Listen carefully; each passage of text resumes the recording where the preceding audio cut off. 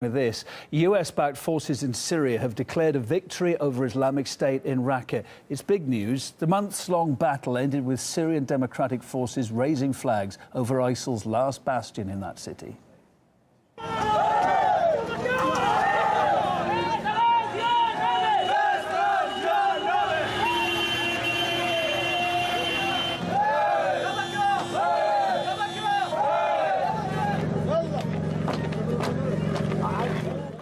Well, the American-backed militia claimed that Raqqa is now fully under their control, but the caveat to this is the US-led coalition's less optimistic, saying the city's only been 90% cleared of ISIL.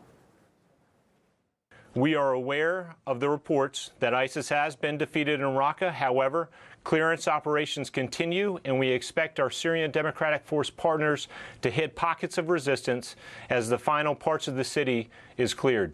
The backstory here, just to recap for you, ISIL took Raqqa as its de facto capital in 2014, and the first major military offensive against the terrorists started 2 years after that. It was once Syria's sixth largest city, but now, after all this, it's been left shattered.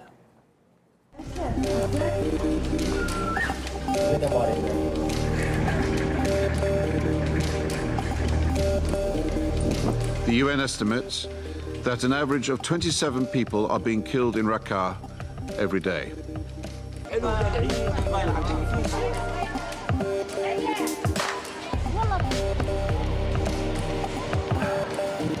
There is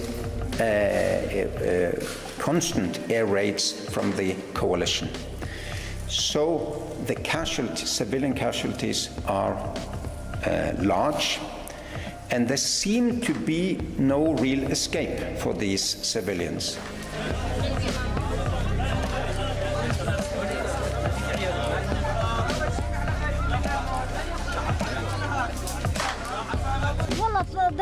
The place bombed us heavily. This happened in downtown Mishleb and around. ISIL was slaughtering people. Many were killed and houses were destroyed. Coalition shelling targets civilians. It hits civilians. Four-story houses full of people were bombed all over the neighborhood. Certainly, many have been killed. Among them, my cousin. He died in Raqqa in an airstrike. This is a double-edged sword, this story. OK, ISIL out, but the international charity Save the Children is warning that a huge effort is still needed to end the humanitarian crisis there. The destruction you can see in the pictures here was caused by either ISIL and militia shelling or the US-led coalition's air support. With me now, delighted to say, Professor Lyal S Sunga, who's a specialist on international human rights laws and who's worked at the UN on post-conflict recovery situations. As I say, it is a double-edged sword, as I was telling our viewers just then. OK, the scourge of ISIL may be out, but look at the death and destruction in having to do that, and now trying to pick up the pieces again. As it stands at the moment, how would you assess the success or otherwise of the operation to liberate Raqqa? Well, I think strategically it's very, very important because we have to remember that ISIS had controlled an expansive territory with people of around 10 million in number, and from that territory and from the taxes or tributes that it could extract, basically through extortion, and by controlling oil resources and using the resources of the people in the area, was able to fund its activities. Now, having lost a huge amount of territory and having Mosul and Raqqa almost fallen, that is a huge blow to its prestige, its legitimacy, its claim to legitimacy, rather.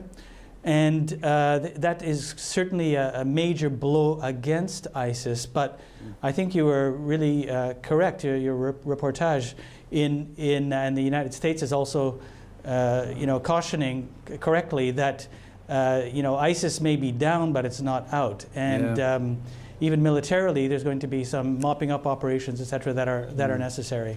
On the practical side of this, we'll talk about the humanitarian side. And on the practical side, Raqqa's largely in ruins. Who's going to rebuild this? Is the international community going to step in and restore it? Should they?